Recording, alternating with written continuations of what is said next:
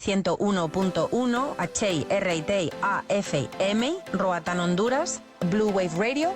Now it's time for the Roatan Real Estate Roundup, presented by ReMax Realty. When you want to learn about real estate, listen here. And now the host of Roatan Real Estate Roundup, Russ Regentz. Good morning, everyone. This is Russ Regentz with the Roatan Real Estate Roundup, sponsored by our partners here at ReMax. Today, we have an excellent two guests with us and a really good topic. I've got Todd Hagerty with me. He is an agent at ReMax. And I have Daniel Matamoros, who's a local attorney who advises on executing transactions in the real estate world. Gentlemen, good morning. How are you? Good morning. Good morning, Russ. How are you doing today? These are great days, sir. Sarah is gone and it's nice and bright out. That's it. The sun's back. Good. Sun's back. All right, Todd, today we're going to talk about, let's kind of kick it to you first, ways to take your title. There are a couple different ways. Kind of tell me what you mean by that. Okay. So, Russ, there's three ways that you can take title here in Honduras. You can do it individually, you can take it jointly, or you can take it with a corporation. So those are your three main ways that you can take title. Okay, and Daniel, you tend to have an opinion, your opinion more is like you like the corporate structure. Can you kind of walk us through the three of those and kind of the details in each one of them taking title? Correct. So I really like using holding companies for my clients so they can hold assets. And this is something that is universally practiced. It's very well known as a way to getting title, and not just, like I said, not in Honduras. It's universally known. If you go to Google or YouTube and you look for, setting up an LLC as a holding company for my assets, you'll see hundreds of videos talking about the benefits and the pros and cons of that. So we kind of do the same here. And from a legal perspective, there's many things that we can discuss. But on this segment, I guess we're going to focus on these three main ways of getting your title. So the first one, like Todd said, is individually. So that means just one individual person just owning a property. So that's if you, Russ, came in and you want to buy a condominium anywhere or a piece of land or house, then you can do that, directly in your name. There is a limitation. We can talk about that in another. Daniel, when you say limitations, you mean the amount of property, correct? And the amount of property that you can have as a non-Honduran in Honduran islands and borders. But to make this just simplify it, an individual title is just one person owning the title to the property. And the second one is jointly, so that's more than one person, right? So it's typically a couple and they own the property outright, but not necessarily so. There's friends that buy together, there's siblings, partners that go into and they own 50-50 or more. Right? So in this case, they both have equal rights to the property if it's, two or not number, or an even number. And if it's an odd number, it's still proportional to the amount of people that are together in the title. So let's say if it's a typical spouse, husband and wife, then they each own 50-50. And we'll talk a little bit later on about the survivorship and how we break that down. But my favorite way of holding your title is any Honduran corporation. Now, there's many benefits to that. And like I said, a simple YouTube video can explain, maybe not in Honduras, but it'll give you an overall look of what that's like in other countries. And we can go on that further later. So when you buy individually, it's pretty straightforward, right? It's just one person. But if you buy jointly, then we enter into issues like right of survivorship, which, it happens when one of the partners or owners of the property passes away. Then what happens? Well, if it's a married couple, then there is no direct right of survivorship. So the law does state that there's a 25% survivorship percentage as a minimum. So from a legal perspective, just what's on the law, if I were to own property with my wife and we each owe 50-50, then if something happens to me, she keeps her 50% and 25% of my 50%. So she would almost automatically own 62.5% of it. So in order for her, excuse me, and that's without probate, right, Daniel? You would still have to go through a process, but from a legal perspective, that's what the law says, that the minimum. So you're going to enter into a probate process no matter what. It just depends on what's automatically assigned. Correct. And it's not, when I say automatically assigned, it's not like she just goes to a registry office and she claims it. You still have to go through a probate process. But the law recognizes that she is entitled to at least 25% of my assets. So, quote unquote, automatically, she owns 62.5%. Gotcha. Okay, cool. Of the property. Is that an easier process than if you owned it jointly? If you did it through a corporation? So when you're doing percentages, like if you did it jointly, somebody could do 60-40. Does it just make it more sense to go to a corporation because of that? Well, one of the advantages of the corporation is that it's very flexible as far as the ownership goes. So I can, let's say, own 40% of the shares in the corporation, and my wife could own the other 60%. If we have 10 shareholders, they could own 10% each, but not necessarily. They can own 1% and 50% and 30%, and it's very flexible. And the way we would kind of go about it is not necessarily through a probate process, because you can assign the shares to someone else if something is happening. I'll give you a case. One of my clients knew, he was on his deathbed, and he met with the attorneys and just transferred everything outright and transferred all the shares. So that's a much simpler process than drafting a will and having to go through a probate process that has to go through court or through a special process against a notary that then ultimately has to go through the court and the registry office. Those are some of the benefits of having a corporation. You can kind of bypass that. You can have an additional structure and a more flexible structure. Whether that's good or bad, that's how it is, right? You can have on a corporation a lot of people, and it's more flexible than a joint title. So on the joint, going back to the joint title, something happened to me. My wife, like we said, she would quote unquote automatically own 62.5% of the property. She would still have to go to probate process. And at that time, normally what happens is the spouse gets that other 50%. But we also have kids. So then when she passes away, they have to go through an additional probate process so that they can have the rights to that house. But then again, it's two of them. So they're going to each own 50%. Now, this isn't a standard process. It can change depending on the complexity of the case. But this is just like an overall of what usually happens. So then my kids own 50, but then, they're married. So that how does that leave their spouses and their kids? So it kind of goes into a complex structure where you have to go through a probate process or having wills set up. Like I said, one of the advantages of using a corporation is you can bypass a probate process almost entirely, unless there is some sort of circumstance where the shareholders want to go through a probate process.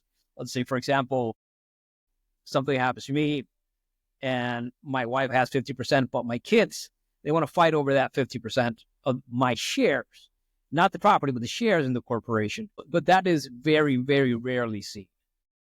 Almost, I don't think I've ever seen it. I heard about one case. It's not a case that I handled.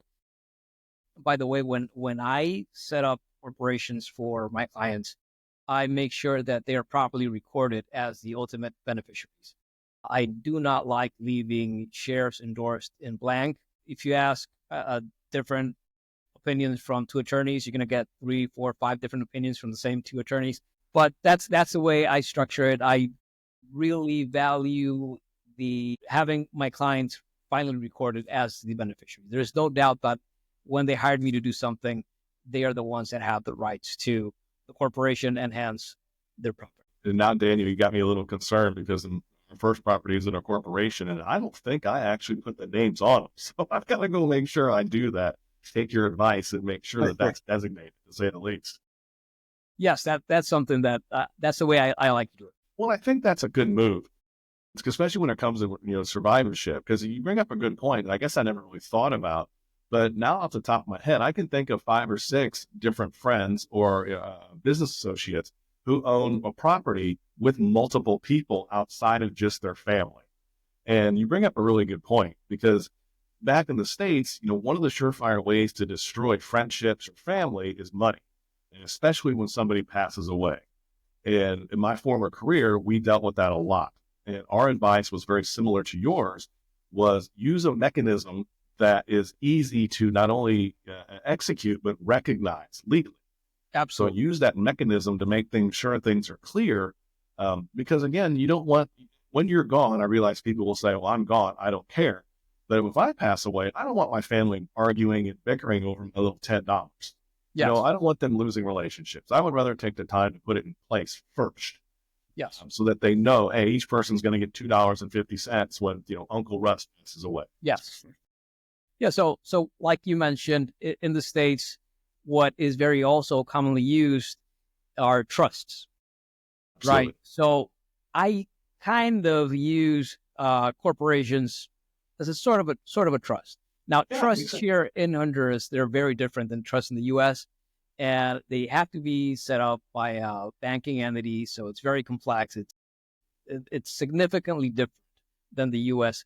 Therefore, I don't see it as a very good option for owning your real estate. So this is why I use the corporations as not just a holding structure, but also as an asset planning structure. Well, and I think that's a smart move. I really do. Because again, I go back to it.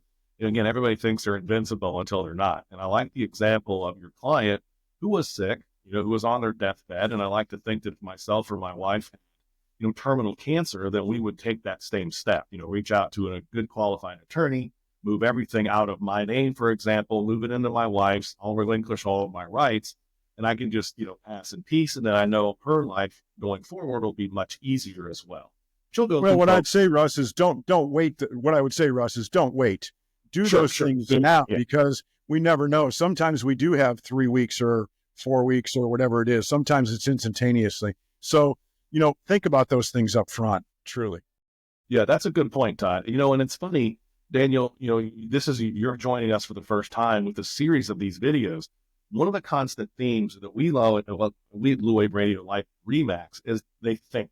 And what I mean by that is, one of the constant themes you hear from working with agents at ReMax, and a lot of other agents, but these guys especially, is they want you, my dad's an engineer, so it's measure twice, cut once. So they want you to think about structuring your property. In other words, don't just come down here, drink a bunch of rum, and get excited. Be pragmatic, think through it. Where do you want to live? What type of house do you like? Do you want to build? And they do a really good job of getting to know their potential buyers and sellers. This type of a conversation, Todd, your point, I think is brilliant. Have this conversation up front, again, before everybody starts drinking rum, but have this conversation up front about how you're going to structure that when something happens. Because you nail it on the head.